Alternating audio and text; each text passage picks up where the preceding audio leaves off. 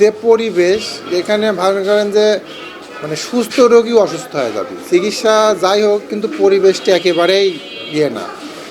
মনে করেন ওই রোগীরে ব্যবহার করা জিনিসপাতি আশেপাশে মানে সার্বিক অবস্থা মিলে পরিবেশটা খুবই একটা নোংরা গন্ধ।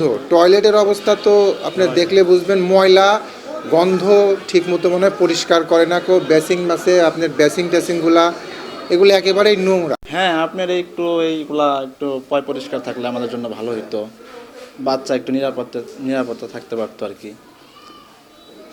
তো আপনার এই পেশেন্ট যাওয়ার পরে বেডগুলো একটু পরিষ্কার করে দিত, ফ্লোরগুলো একটু পরিষ্কার রাখতো, আর আমাদের ডাকে যাতে ডক্টরগুলো একটু ভালো মতো সাড়া দিত এই টেস্টার, আর টয়লেটগুলো একটু পরিষ্কার থাকতো, তাহলে আমাদের জন্য খুব ভালো হতো।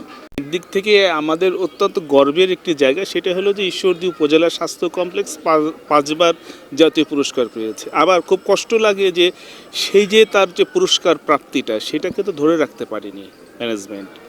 এখন যে অবস্থাটা, বিশেষ করে এখানকার যে স্বাস্থ্য সেবা এবং যে স্যানিটেশন যে অবস্থাটা, এটা খুবই দুঃখজনক। আমরা একজন নাগরিক হিসাবে আমরা বলতে চাই যে এই অবস্থার অবশ্য উত্তরণ হওয়া দরকার। মানে বারবার এ নিয়ে তো বিভিন্ন সময় বিভিন্ন সাংবাদিকও আসতেছে, কর্তৃপক্ষও দেখে যাচ্ছে, কিন্তু এর কোনো সমাধান নাই বা এর কোনো সুরাহা হচ্ছে না। আমরা বারবার এটা কর্তৃপক্ষকে বলতেছি।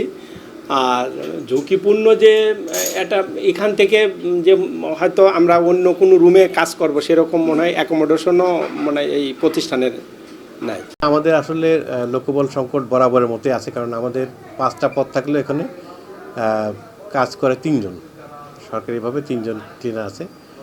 আর আমি নিজস্ব ব্যবস্থাপনায় আমাদের পরিষ্কার পরিচ্ছন্নতার যে আমাদের যে নিজস্ব আছে, আরও একজন লোক নিয়োগ দিয়েছি। কিন্তু আমাদের এইটা 50 শয্যা হাসপাতালের জন্য আসলে 5জন ক্লিনার যথেষ্ট না। এখানে আমরা কিন্তু দোতলায় মহিলা ওয়ার্ড এবং শিশু ওয়ার্ড, 3 তলায় পুরুষ ওয়ার্ড। তো আমরা যদি হিসাব করি যে এক একটা ওয়ার্ডে আমি 3 বেলায় যদি আমি এনশিওর করতে যাই, তাহলে আমার কিন্তু 12 থেকে 15 জন ক্লিনার লাগে, তাহলে কি আমি পরিষ্কার রাখতে পারবো।